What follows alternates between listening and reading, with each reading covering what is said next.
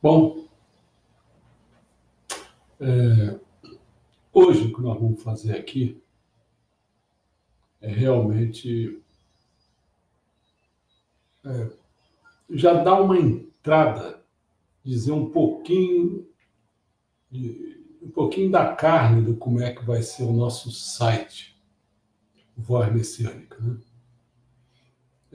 Se vocês já estão vendo mais a gente há mais tempo, vocês notaram que no Facebook, nosso site comunitário, a gente botava postagens de formação de opinião, que era assim, mais ou menos, uma coisa que fosse mais atual, ou no sentido do que estava acontecendo no momento, ou então é atual no sentido que às vezes tem coisas que são atuais a vida toda, entendeu? E nós botávamos por escrito. Então, como a gente agora vai fazer essa formação de opinião dentro do site Voz Messiânica, como está falando é voz, então a gente vai fazer através de vídeo. Com isso a gente pretende, vamos dizer assim, porque para digitar esse negócio gasta muito tempo. Às vezes tem ideias aqui, eu não preciso botar no papel, já vou falando diretamente, entendeu? Então hoje o que eu vou fazer é o seguinte, eu vou fazer uma formação de opinião em termos oral, né, que vai ser feito para o site Voz Messiânica, e depois eu coloco por escrito, porque eu já escrevi, está aqui escrito, né? Tá aqui escrito, essas folhinhas aqui, tá vendo? Está escrito, e aí vocês podem já começar a comparar, a saber, né, como é que era e como é que vai ser. Não quer dizer que aquele que era que vai deixar de ser feito daquela maneira, não. Mas, eventualmente, tem coisas que eu não vou escrever, que eu já falei, e aí fica por isso mesmo, tá bom? Bom, vamos lá. O tema de hoje, ele foi baseado, até foi numa postagem aí, que eu não sei muito bem, eu recebo às vezes algumas coisas de alguns lugares, eu vou lendo, então uma pessoa, ou um grupo, não sei como é que é, colocaram aí uma questão de por que estavam protegendo o César Maia não, o Rodrigo Maia e o Toffoli. Não sei se era Raquel Dodge, eu acho que era Raquel Dodge. Essa que já foi aí, graças a Deus, que foi embora. Né? Vai embora também, tá bom? Que vem uma pessoa mais forte do que ela, bem mais forte. Então eu estava vendo aquilo ali, então aquilo me suscitou a escrever alguma coisa em torno disso. Então, quer dizer, que você vê que é uma coisa atual, mas só que tem que eu alarguei a temática. E a temática que eu botei foi assim, ó, corrupção, porque o que a Raquel Dodge está fazendo é protegendo corruptos. Então, corrupção com Congresso e Supremo Tribunal Federal impede o desenvolvimento econômico. Esse negócio de ficar pensando que o desenvolvimento econômico sai na frente, não sei o quê, não. Ele é impedido pela corrupção que está junto com o Congresso e o Supremo Tribunal Federal. Então, eu vou fazer uma introdução primeiro, rapidinho, dizer assim, ó. Antes de o Bolsonaro ser eleito para a presidência da República, eu venho defendendo que a prioridade para o progresso do Brasil é de resolver, em primeiro lugar, a problemática da corrupção. Por quê? Porque ela é algo moral, que tem a ver com o espiritual, que interessa muito mais à sociedade, ao público, do que a econômica, que é mais mercado, mais material, que se ocupa mais do individual, do pessoal, do particular, do privado. Por exemplo, Veja o caso da reforma da Previdência, que serve mais, mas muito mais, à ganância dos poderosos, das poderosas elites empresariais, nacionais e internacionais. Né? Lá os acionistas pegando aquele dinheirinho, em detrimento de quê? Você quer reforma em detrimento de quê? Da auditoria da dívida pública brasileira, que certamente acarretaria maiores possibilidades de investimentos em nosso país, em termos de saúde, educação, segurança, infraestrutura, etc, etc, etc. Porque você faz uma auditoria e esse dinheirão que a gente paga aí, a gente cai com esse pagamento indevido, sobra muito mais dinheiro. Muito mais dinheiro do que esse quase 1 trilhão que o Guedes está querendo. Quanto mais, cara. O pagamento da dívida pública brasileira é muito grande. Bom, mas vamos então a duas teses existentes no cenário brasileiro. Duas. A tese do rouba, mas faz coisas boas. Isso desde o tempo, se não me engano, ser velho é bom por isso, desde o tempo do Adhemar de Barros, troço velho pra cacete, que já era rezeiro, ele rouba, mas ele faz. Né? Muita gente sustenta que a Lava Jato destrói empresas e, assim, atrasa o desenvolvimento econômico. O deputado Ricardo Barros, do PP, relator da lei de abuso de autoridade, ele faz parte desse grupo. Disse que o pessoal da Força-Tarefa tem o ímpeto de paralisar tudo, de quebrar todas as empresas. É como se a Lava Jato fosse um instrumento para derrubar o capitalismo, já que este capitalismo não existe sem as companhias privadas. Então a Lava Jato está querendo quebrar com as empresas privadas e então automaticamente com o capitalismo. Né? Bom, a coisa parece meio sem sentido, né? Mas existe aí um tema importante, que é a relação entre corrupção e desenvolvimento econômico. Aí você pode ficar, quem que puxa quem? A tese que eu estou botando aqui, o título, aliás, eu estou dizendo, a corrupção no Congresso, Supremo Tribunal Federal impede o desenvolvimento econômico. É o espiritual, é o moral, é o melhor do que mercado, privado, outro eu quero o público, o social. Bom, para a turma da velha política, sabe? Velha política, a corrupção até ajuda o crescimento. Não é bem uma tese formática, mas, digamos, uma justificativa para a prática de superfaturar e desviar dinheiro público. Lembra-se, como eu botei ainda há pouco, essa tese do rouba, mas faz coisa boa. É isso. E muitos ainda diziam que obras não andam se governantes e empresários não aceitarem um pouco os processos, né? Botar um pouquinho de óleo naquilo aí para agilizar mais. Né? Outra tese, esta até mais comum, sustenta que a corrupção é apenas um problema moral, com limitados e desprezíveis efeitos sobre a atividade econômica. Seriam pequenos roubos diante do tamanho do PIB brasileiro. Caramba! Ainda tenho que escrever isso. Ainda tenho que ouvir. Não, às vezes não escuta muito bem isso. Às vezes escuta, mas às vezes o que a gente está tentando dizer é o seguinte, esses caras pensam assim, cara. Né? Não precisa nem dizer, não. Né? Eles agem assim, a gente não precisa dizer, a gente sabe que eles pensam assim.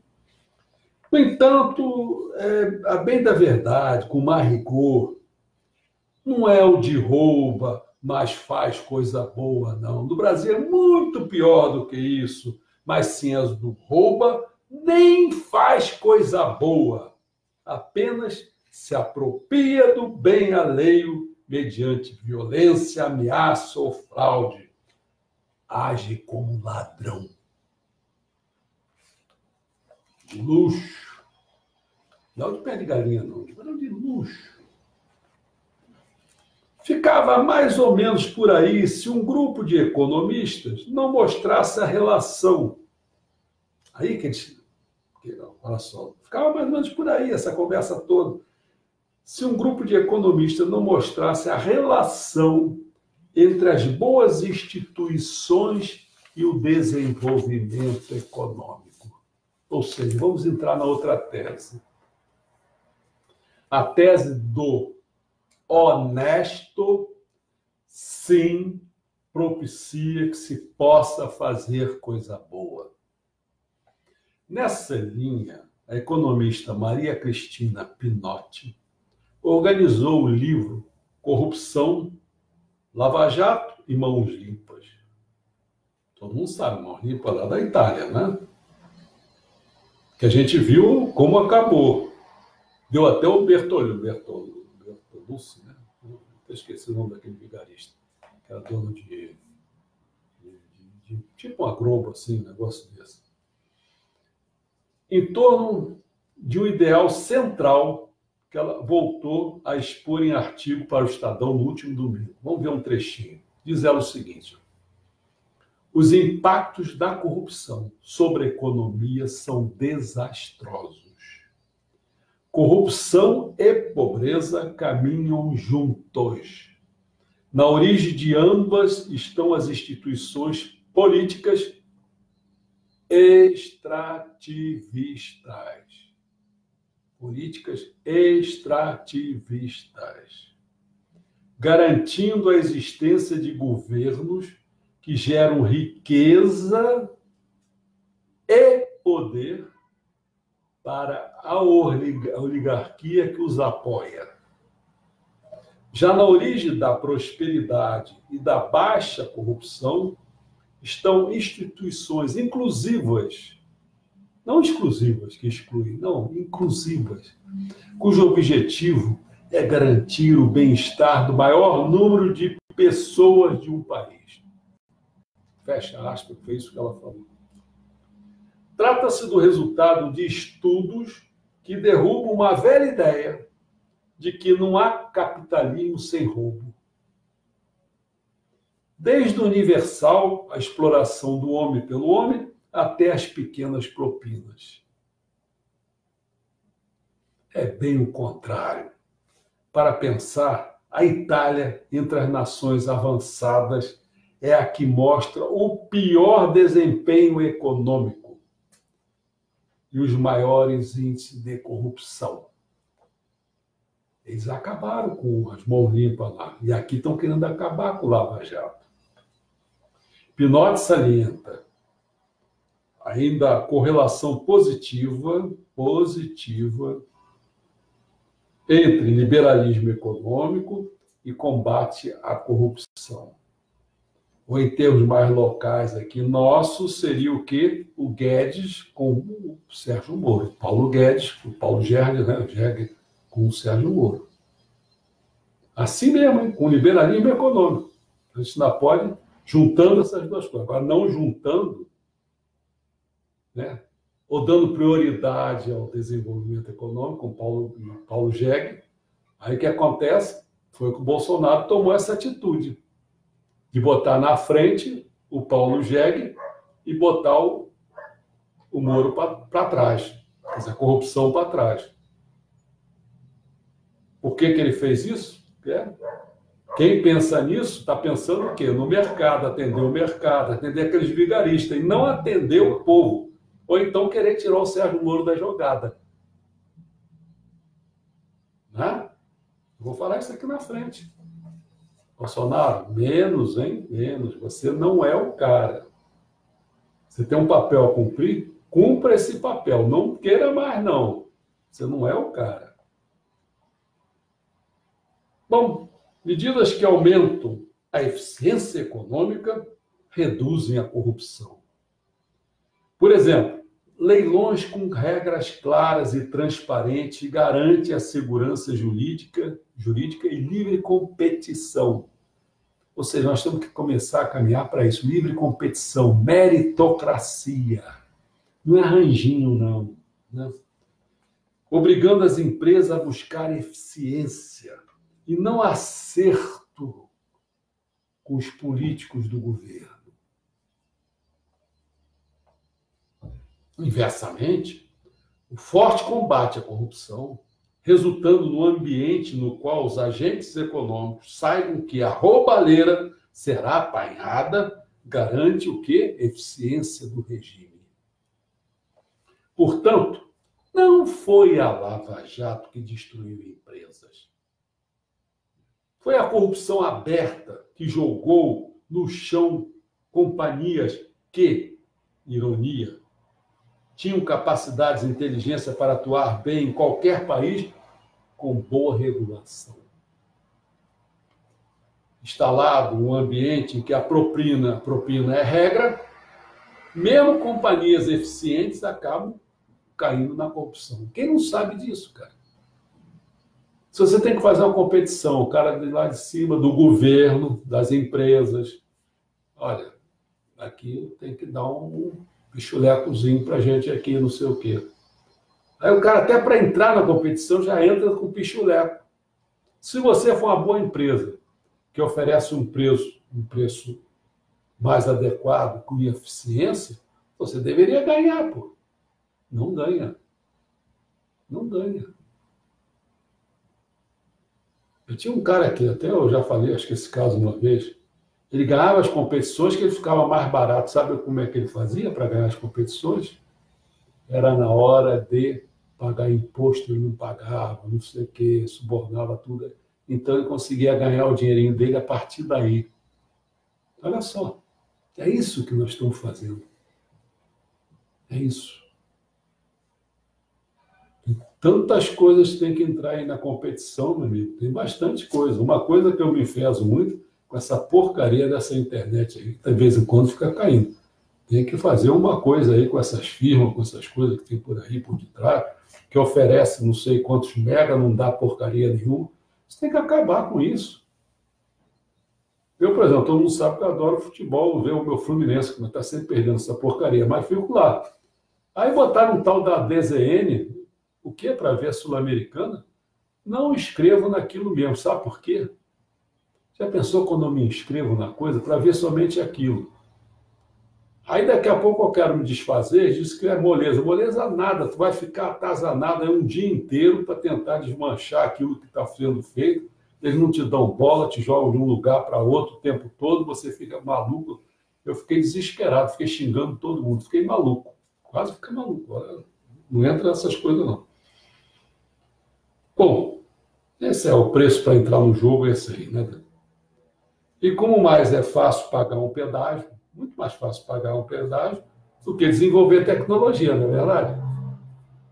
Não faz nada, não desenvolve nada, não, aí pagou o pedágiozinho lá e você entra. E a gente fica sofrendo com essa tecnologia de carroça, né? Mesmo empresas que eram boas acabam caindo na vala comum da inexperiência. Uma boa medida entre aspas, hein? Uma boa medida provisória que reduz aí os impostos, sai mais barato que investir em produtividade. Esse não era o clima? Para que investir em produtividade? Que nada, cara. Aí eles ficam pedindo para o governo reduzir imposto.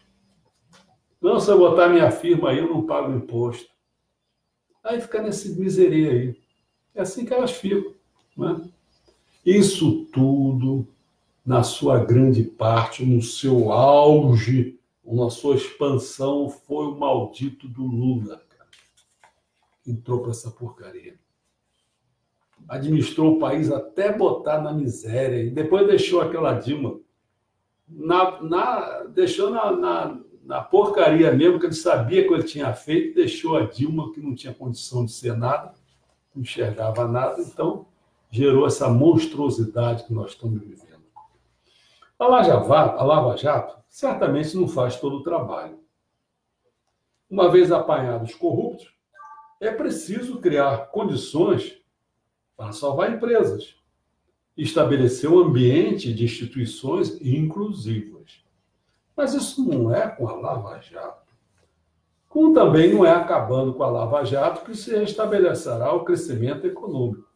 Certas elites extrativistas e patrimonialistas não querem salvar empresas. Elas querem salvar sua própria pele. Vamos conhecer os inimigos da pátria? Vamos lá. Para quem não conhece o que é elite extrativista, depois eu vou falar sobre a patrimonialista. Para quem não... Porque assim, a gente fica falando essas palavras e a pessoa não entende e não sabe quem é o inimigo da pátria. Eu vou botar a nu esse inimigo da pátria. Para quem não conhece o que é elite extrativista, recomendo a leitura do trabalho, que eu tive o trabalho de ficar lendo isso, olha só. Extrativismo Estatal e Patrimonialismo no Brasil de Sempre. De autoria de Marcos Canazel, Birkner, Reiner Siqueira Silva e Adriele Nayara do Nascimento Araújo, cujo resumo do livro é o seguinte, olha só, vou botar o resumo só. O artigo trata de uma abordagem inicial sobre o patrimonialismo e o extrativismo políticos entranhados no Estado e na sociedade brasileira. Entendeu? Não é só no governo, na própria sociedade brasileira também, aquele jeitinho brasileiro, aquela porcariada que a gente está dentro disso. Tais fenômenos têm iludido nossas expectativas de desenvolvimento bem-sucedido. Ao longo dos séculos, o Brasil não se livrou de algumas de suas características mais arcaicas. Nessa direção, o patrimonialismo é a feição permanente de suas características mais arcaicas. Nessa direção, o patrimonialismo é a feição permanente das elites nacionais. E o extrativismo é a forma pela qual as elites patrimonialistas se sustentam no poder. Não largam o osso. Vê no caso do Congresso, são sempre os mesmos, os caciques são sempre os mesmos. Essa porcaria não desaparece no país. Esses são os inimigos da pátria.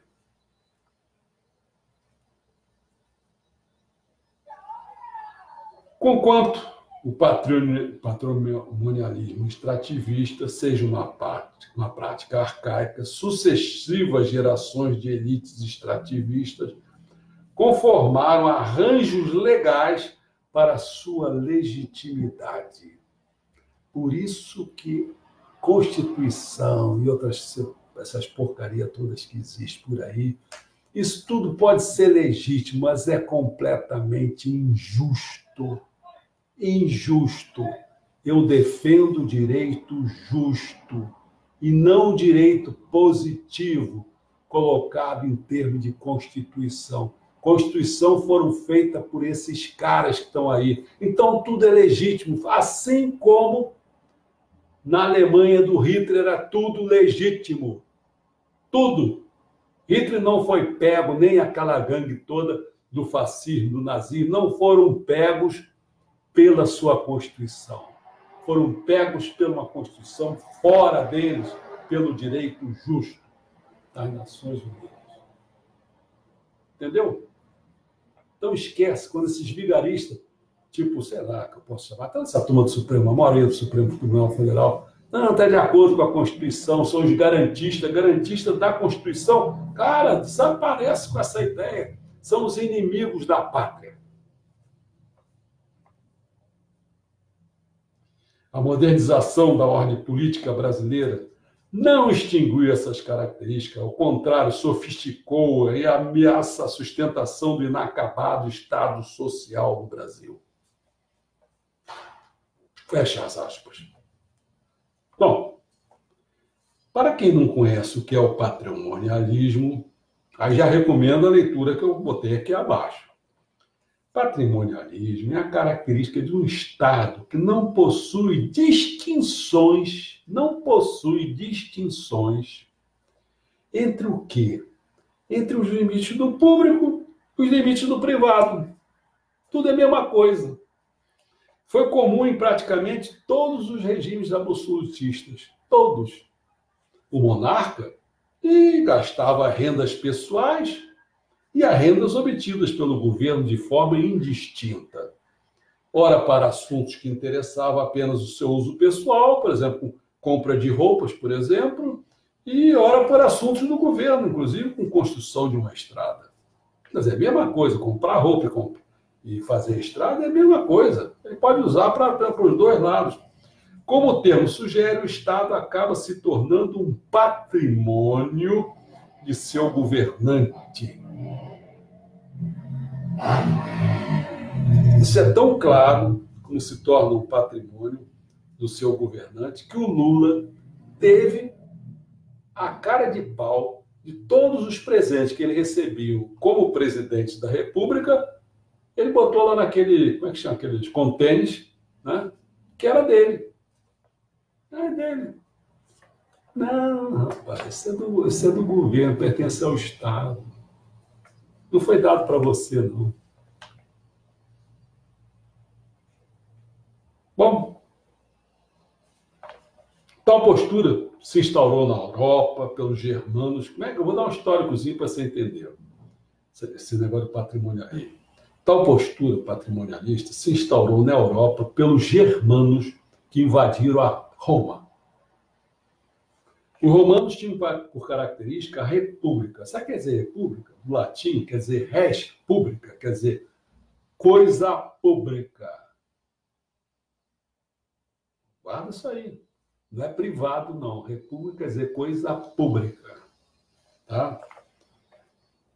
Essa característica forma os interesses pessoais, onde os interesses pessoais ficavam subjugados aos da República. Isso pelo romano. Os interesses pessoais ficavam subjugados da República.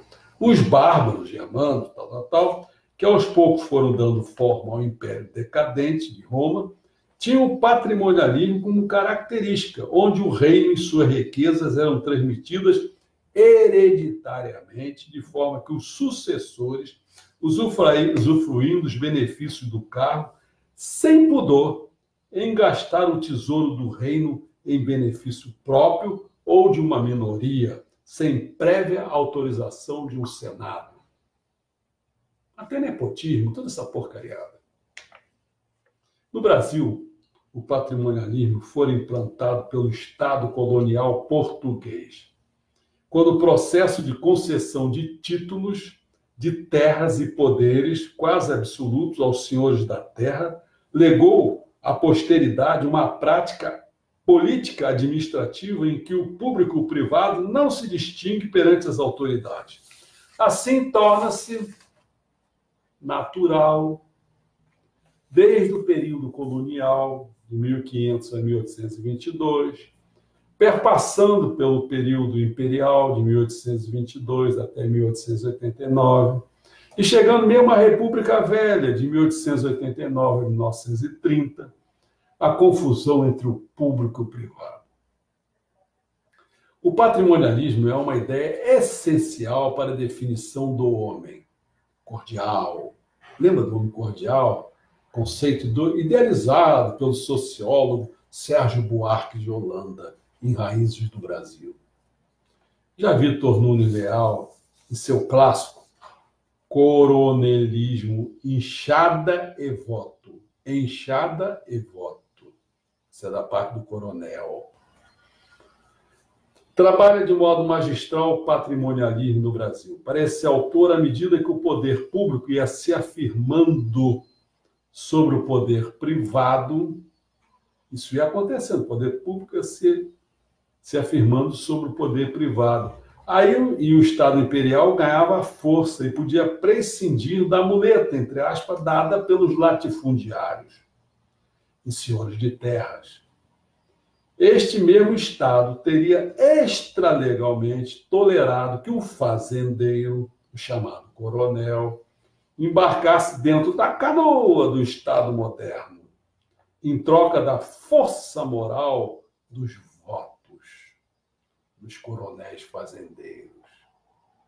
O Estado brasileiro continuou, embora ilegalmente, homologando os poderes formais e informais destas figuras. Se você vê, como é que o Joaquim Barbosa falou do Gilmar Mendes, lembra? Você com seu jagunço, não foi bem essas palavras, eu acho, nem me lembro mais, que é um tipo de coronel. Está cheio de gente coronel aí. Né? Já os fazendeiros, perdendo os anéis para conservar os dedos, né? Souberam adaptar-se aos novos tempos e embarcaram quase incólumes na canoa sem remo da República. O legado do poder privado, mesmo hoje, ainda sobrevive dentro da máquina governamental com uso e presença do jeitinho brasileiro. Quando a maioria dos políticos vê o cargo público que ocupam como o quê?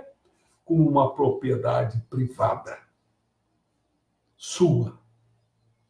Ou de sua família. Em detrimento dos interesses da coletividade. Eles têm a ideia que aquele cargo, aquela coisa é dele. Gilmar Mendes, você vê, é assim, é dele aquilo. Como que é dele, cara? Eles acham que tudo é deles. Vamos conhecer sobre o roubo e honestidade, já que a gente falou, lembra nas duas teses? Uma é rouba, mas faz, outra é do honesto, sim, mas é que prioriza, que dá possibilidades, fazer coisas boas, né? Vamos conhecer sobre o roubo e honestidade? Eu não vou falar sobre o ponto de vista messiânico, que é o meu, não. Já servo do cristão, olha só. No ambiente cristão, em que vivemos aqui no Brasil, então menciono o quê? Vamos lá devagarinho. Assim. Honestidade significa ser verdadeiro, transparente, não roubar, não enganar ou defraudar ninguém. O indivíduo honesto repudia a esperteza e o desejo de querer levar vantagem em tudo e sobre todos. Famosa, como eles chamam, fala das inteligências ardilosa. Um grande exemplo sempre foi o Lula, um ignorante completo, não é capaz de ler nada, não entender merda nenhuma, mas tinha esperteza, faro para ficar no poder. Esperto. Só isso. Mas era desonesto, até que está preso. O 8º mandamento da lei de Deus nos aconselha a ter uma vida de honestidade. Não furtarás. O Êxodo, né, falou isso. O furto é caracterizado quando alguém toma posse daquilo que não é propriedade sua. Algumas pessoas preferem atalhos para conquistar aquilo que não lhes pertence. Não lhes pertence. Mas a Bíblia é clara ao dizer que precisamos merecer, mediante trabalho, aquilo que gostaríamos de possuir. Em Efésios 4:28, Provérbios 11:1. Eu peguei um antigo conto chinês. Gozado, hein? Relata a história de um ladrão que roubou um sino. Não sei se vocês conhecem. Ladrão que roubou o quê? Um sino. Um sino. Um sino. Ele roubou um sino. Ao fugir do local do roubo, ele percebeu que não conseguia fazer o sino parar de bater. Em meio ao pânico, ele ficou em pânico, né? E temor de ser descoberto, ele encontrou um modo de sentir-se seguro. Sabe qual? Resolveu tapar os ouvidos, para não ouvir o sino. O maior inimigo do ladrão é a consciência. Porque quando aquele... Aí já é outra coisa. Quando já nem consciência tem, não tem nem um piquinho, nada, não dá nada, um remorsinho nenhum, esse cara já está no nível muito baixo espiritualmente. Né? Porque assim, quando tem um remorsinho, são aqueles coitados do espírito guardião dele, algumas pessoas lá do tronco dele fazendo uma forcinha para ele ter um pouquinho de remorso. Mas aquele que não tem é o tronco dele, é tudo porcariado mesmo, já está lá no infernão mesmo. Está dando beijo em Satanás, entendeu? Assim como o sino dessa alegoria, a consciência nos adverte contra o engano de tomarmos aquilo que não nos pertence. Enquanto não devolvermos, que o contrário, o antagonismo, o antagônico, né? O antônimo, aliás, de roubar é devolver, né? Enquanto não devolvermos o que não nos pertence, o sino, entre aspas, sempre estará tocando. Salomão, ironicamente, já previu o destino do desonesto. Ele falava assim: suave é ao homem o pão ganho por fraude, mas depois a sua boca se encherá de pedrinhas de areia. Está em Provérbios 20, 17. A Bíblia apresenta outros textos que falam a respeito deste assunto. Deus requer, eu vou falar bastante pouquinho, só para encher o saco mesmo, entendeu? Para saber o que é isso. Como cristão, você tem, nesse Brasil cristão, não se diz cristão, então tem que saber essas coisas. Não pode roubar, não, cara. Vai para o inferno, miserável. Deus requer e merece honestidade. A Bíblia diz em Salmos 51:6: eis que desejas que a verdade esteja no íntimo, faze-me, pois, conhecer a sabedoria no secreto da minha alma. A desonestidade causa dor e dura tanto quanto a ferida física. A Bíblia diz em Provérbios 25:18: malho, espada e flecha aguda é o homem que levanta falso testemunho contra o seu próximo. O Senhor não aprova a desonestidade em transações de negócios. A Bíblia diz em Provérbios 20:23: pesos fraudulentos são abomináveis ao Senhor, e balanças enganosas não são boas. Seja honesto e aberto. A Bíblia diz em Tessalonicenses 2:3: porque a nossa exortação não procede de erro, nem de imundície, nem é feita com dolo. Ainda encontramos o seguinte texto: pois zelamos o que é honesto, não só diante do Senhor, mas também diante dos homens. Isso está em Coríntios. Os líderes apreciam aqueles que dizem a verdade. A Bíblia diz em Provérbios 16:13: lábios justos são o prazer dos reis, e eles amam aqueles que falam coisas retas. A verdade é mais valiosa que os elogios. A Bíblia diz em Provérbios 28:23: o que repreende a um homem achará depois mais favor do que aqueles que lisonjeia com a língua. Os filhos de pais honestos são bem-aventurados. Os filhos de pais honestos são bem-aventurados. A Bíblia diz em Provérbios 27, né? O justo ainda na sua integridade, bem-aventurados serão seus filhos depois dele. Diga sempre a verdade. A Bíblia diz em Provérbios: pela transgressão dos lábios se enlaça o mal, mas o justo escapa da angústia. Do fruto das suas palavras o homem se farta de bem, e das obras das suas mãos se retribui. As riquezas que foram ganhas desonestamente não duram. A Bíblia diz em Provérbios: ajuntar tesouros com língua falsa é uma vaidade fugitiva. Aqueles que os buscam a morte. Siga os caminhos de Deus. A Bíblia diz em Provérbios: a balança enganosa é a abominação para o Senhor, mas o peso justo é o seu prazer. E a última coisa: Deus prefere que sejamos honestos do que demos ofertas. Só não, está dando dinheirinho lá, está dando um terreno para não sei aonde. Não. Deus prefere que sejamos honestos do que demos ofertas. A Bíblia diz em Provérbios 21:3: fazer justiça e julgar com retidão é mais aceitável ao Senhor do que oferecer-lhe sacrifício. Finalmente, eu vou falar sobre um exemplo dessa situação toda. Aí veio o que foi o motivo de eu ter escrito essas coisas. Hoje leio que os 6 integrantes do grupo que cuida do caso da Lava Jato na Procuradoria-Geral da República pediram demissão. Olha o grupo todo, 6 integrantes, pediram demissão em protesto contra a Procuradora-Geral a ex, graças a Deus, deve ter, se não foi embora, já devia ter ido há muito tempo, essa Procuradora-Geral da República, Raquel Dodge.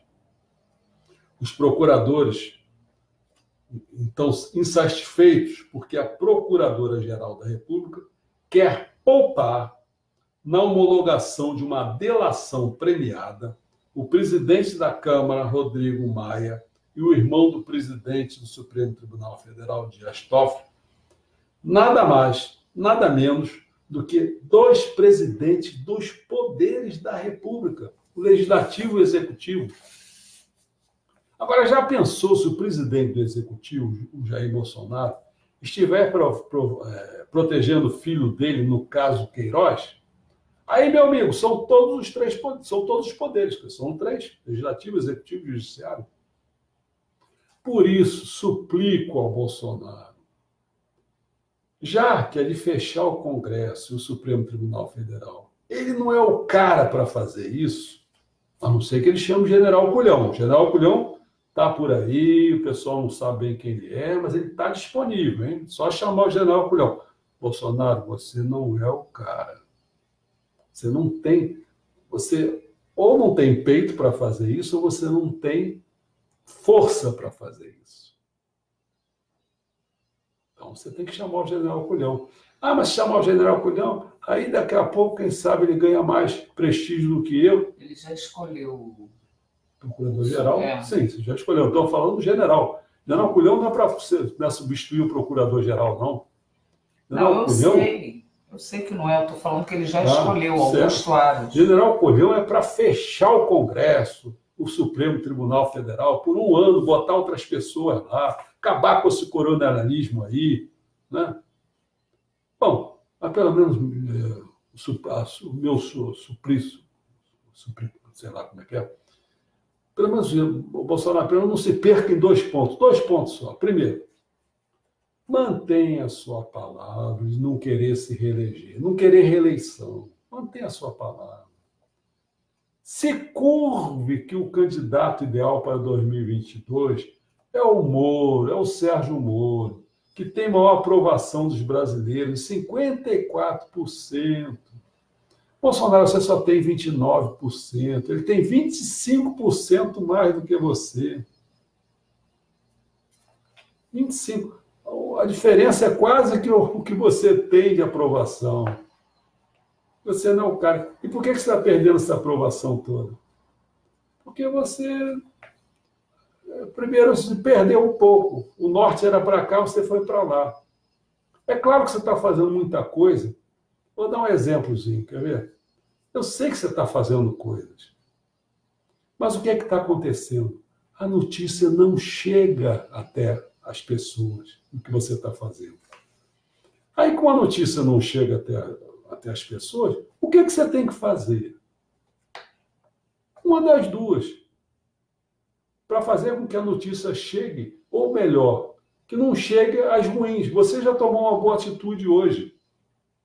Você deu a entrevista, começou a falar das coisas boas que você estava falando. Quando aqueles vigaristas todos começaram a querer, os jornalistas vigaristas, começaram a querer fazer perguntas de você para te enrolar nas coisas ruins, você se despediu e foi embora. Tem que fazer isso. Então tem que ter peito de fechar alguns jornais, algumas coisas que se enriqueceram, inclusive com a ditadura, né? A Rede Globo foi isso. Quem não sabe que o Roberto Marinho estava juntinho lá com aquele vigarista daquele baiano, como é que é o nome dele?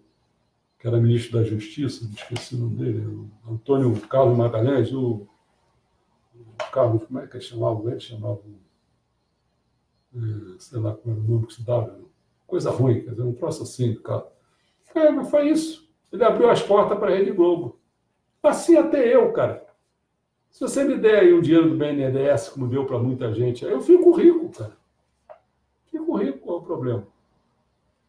Né? Os bancos aí, pelo que eu soube, não sei bem como é se está verdadeiro, não. Pegava aí 3%, se não me engano, o dinheiro do BNDES, depois é para pagar os outros, para os outros que pegarem dinheiro no banco, era 3% ao mês. Assim até eu fico rico, cara.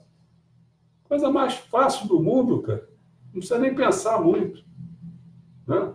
Então, ou você fecha essa porcaria, desses jornais, dessas redes que estão aí, que estão tudo contra você mesmo, quer dizer, e contra no sentido, não no bom sentido. Se fosse no bom sentido, tudo bem. Não, mas estão contra, assim, o tempo todo, te bombardeando, porque você está tirando o dinheirinho deles. Né? Quer dizer, não merece, não. Você tem que tirar. E se eles ficarem o tempo todo insistindo, fazendo liberdade de imprensa, não é você ficar falando fake news, não, hein? Não, que liberdade é essa aqui? Tá certo?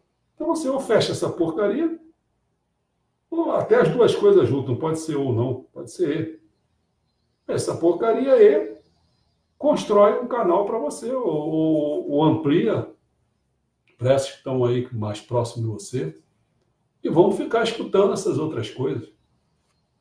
Essa Rede Globo, PMDB, todo mundo se construíram tudo no tempo da ditadura, tem lugar para tudo quanto é lugar. Lá no cantinho do Amapá é capaz de ter um pessoal para ver a televisão da Globo e para ter um diretório do PMDB lá. Assim até eu, porra. Bom, toma iniciativa de apoiar o Moro e não de fazer o contrário. Cabeça branca. A Jussara colocou aqui, cabeça branca, Antônio Carlos Magalhães. Não, que chamavam ele? Não. Ah, não. Coisa Então, pior, coisa negativa. Não é de fazer o contrário, não sei o que, safadeza, não, malvadeza. Toninho Malvadeza. Malvadeza, né? Imagino o que ele devia fazer lá dentro do coronel, como era. Então, pare de fazer o contrário. O Lula sempre fez em destruir o que lhe ameaçava a liderança. O Lula sempre fez isso. Não deixou um em pé. Bolsonaro, o Moro é melhor que você, cara. O Moro é melhor. Então, se é melhor que você, é melhor, pô. O povo está escolhendo o Moro. Olha, logo no início, tem uma pessoa tão comum aí comigo. Quando eu falei que eu indicava o Sérgio Moro, essa pessoa veio cair de cacete em cima de mim, dizendo que ele era bom para ser ministro da Justiça. Ministro da Justiça não, para continuar lá no que ele era lá, de ministro da Lava Jato. Lava Jato, primeira instância. Eu falei, não, rapaz, esse cara é o cara. Hoje está provado que esse cara é o cara. Eu falei isso antes do Bolsonaro, bem antes, quando eu fazia a perspectiva de qual seriam os... Né? Bom, o segundo ponto, eles tinham duas coisas. Um é esse, mantém sua palavra, não se reelege, não. E não fica em cima querendo tirar o Moro da jogada. O Moro é o cara. Mas mantenha também a sua promessa de querer acabar com a corrupção, não é? Custe o que custar, não é isso? E você falava isso, mesmo que medidas tenham que ser tomadas na minha própria carne. Pode ser que seja, Bolsonaro. E se for, como é que você faz? Tem que pensar nisso, hein, cara? Porque cada vez menos que você não querer pensar nisso, mais você vai caindo, hein? Abre o teu olho, cara. Você vai acabar com o quê? Hoje você está com 29%. Você já pensou você ficar com menos 29%? Aí vai ficar ruim, não vai? Agora, você é muito bom. O antipetismo seu é excelente. Algumas medidas tomadas para acabar com essa dominação que existe aí nessas instituições tudo, que eles botaram quem quiseram. Eu soube de hoje um caso que é a pessoa que, eu não quero falar muito detalhe, mas é assim, uma instituição dessa, aí ia lá, não ganhava, quer dizer, ganhava uns pichulecos a mais, não sei o quê, e não trabalhava nada, aí o Bolsonaro cortou, ela começou a chamar ele de bandido. Mas quem é o bandido, pô? É ele ou a senhora? Né? Mas assim, essas pessoas que tudo tem um rabo preso mesmo, né? Então, quando se tira algum privilégio dessa turma, dessa corja, eles começam a acusar que o Bolsonaro é isso e aquilo. Então, o Bolsonaro, nessa parte, você está sendo excelente, Bolsonaro. Faça isso, combata isso. Deixa o Paulo Gerde lá. Você vê o Paulo Gerde, com quem ele está juntando para fazer essas coisas todas? É com aquele que não tem voto, como é o nome dele? O Ricardo, não, né? Oh, caramba. César Maia, o outro é o quê? Rodrigo. Começa com R, essa merda. Rodrigo Maia. Esse cara não tem voto, cara. E aí postando como se fosse o grande. Cara, está se juntando tudo aí. Ele, o Paulo Jegue, né? Então, dá para fazer um negocinho aí, negócio de liberalismo econômico, um pouquinho. Dá para fazer isso, mas isso não é a grande solução. O mercado não é a grande solução. Não. O mercado não tem justiça, o mercado tem interesse. E não adianta dizer que por ter um interesse, que aí as coisas andam e por consequência vai ser justo, que as pessoas vão ter competitividade, que vai aumentar as coisas. Nada disso. Ali o que tem, cada vez querendo mais, é ganância, entendeu? Então não se iluda com isso, não. Esse negócio aí está lá. Você pode fazer para cá. E faça bem isso. O povo vai te adorar. Vão ser, agora não é mais de 4, né? Sei lá, está quase uns 3 anos e meio, mais ou menos, vamos dizer isso. Você tem 3 anos e meio para batalhar nisso, tirar toda aquela, como é que eu vou dizer, aquela coisa encrostada lá, agarrada lá, não sai do poder, não sai das boquinhas, daquela malandragem toda que o PT construiu. O PT é seu genérico. Então, tudo ali arranhado, Lei Rouanet, bate essa porcariada toda para fora, joga para fora mesmo, pá. Eles vão ficar latindo, vão fazer um monte de coisa, não interessa, pô. Entendeu? Você vai fazer bem isso, você pode fazer isso bem. Agora, você não é o cara, entendeu? Você pode encher o saco deles e tal. Mas para ser o cara mesmo, precisava fechar o Congresso e o Supremo Tribunal Federal, pô. Aquilo ali não tem jeito, cara. Nunca vai ter jeito. Uma das coisas que as pessoas entram, por exemplo, para ser deputado, senador, eles entram já com a ideia de que ali eles vão ganhar um dinheiro para o resto da vida, né? Vão se aposentar, tem bastante plano de saúde, tem uma opção de mordomia, anda para lá e para cá como quer. É isso que eles querem, não estão querendo servir a pátria, esquece isso. Inclusive, tem muitos deles que gastaram dinheiro para isso, porque eles sabem que vão triplicar o que eles gastaram lá, desde que eles se candidatem, sejam eleitos, entendeu? Agora, preciso eu, um velho de 75 anos, ficar ensinando essa porcariada. Eu botei aqui um históricozinho do patrimonialismo, isso vem lá da colônia portuguesa, já estava lá no tempo do romano, lá, os germanos querendo passar a perna no romano, acabar com o Senado, acabar com tudo. Cá para nós, você tem que dar um basta nisso. Já pensou se você consegue fazer isso? Que exemplo danado que você vai dar para o mundo? Então, Bolsonaro, você não é o cara, mas também você não é um cara desprezível, não é um sujeito desprezível, né? Você tem os seus limites, mas pode fazer grandes coisas, tá? Bom, então eu tentei dar um exemplo aqui, eu vou botar isso que eu escrevi, é claro que na hora que falar, esse que é o problema. Não precisei digitar tudo isso que eu falei. Então, na hora que fala, tem muito mais coisa. Mas eu vou botar o digitado para vocês começarem a ver a diferença entre o escrito e o digitado. Porque o digitado, você expande as coisas, você não precisa digitar também para gastar tempo nisso, né, tal. Bom, vamos dar uma passada aqui para não ficar muito longo, para dar pelo menos 1 hora. Arrasou, comentário. É a pura realidade, é isso mesmo. A Constituição não é nossa, é deles, feita nas surdinas, nas noites, como hoje com habeas corpus feito na madrugada, esses habeas corpus, nossa senhora. Agora foi para quem mesmo? Foi para foi para o irmão de quem? Não, foi, né? Foi tanto habeas corpus, foi para inclusive o Manteiga também, cara, pega na rouba, e a pessoa realmente é muito duro. É muito duro. Bota duro demais nisso aí. A gente aguentar isso, porque corrupção, meu amigo, impede desenvolvimento econômico. Sabe o que quer dizer isso? Vai continuar o desemprego, vai continuar a desigualdade social, que é imensa, vai continuar aquela saúde porcariada, educação merda, insegurança total no país, infraestrutura não tem, é carro entrando no buraco.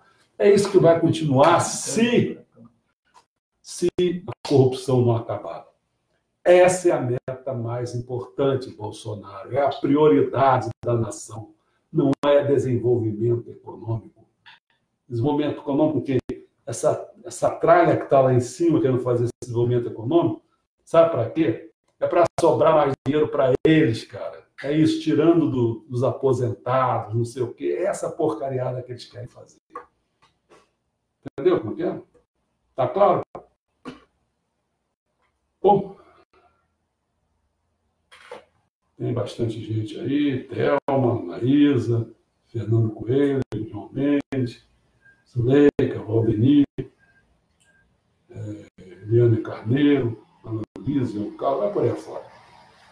Bom, meus amigos, sábado, às 2h da tarde, nós vamos fazer uma inauguração do nosso site Voz Messiânica. Né? Espero que todo mundo ali, a gente vai dizer, uma das coisas vai ser essa. É a questão de formar a opinião, essa coisa mais rápida, norteada por todos os dias, qualquer dia eu posso fazer, né? E aí, em detrimento, claro, da formação de opinião por escrito, porque às vezes as ideias minhas vêm, pô, tá na cabeça, é só falar. Agora, ainda ter que ficar digitando, pô. Tá bom? Ninguém tem mais pergunta, então, sábado, 2h da tarde. Até logo, obrigado pela presença.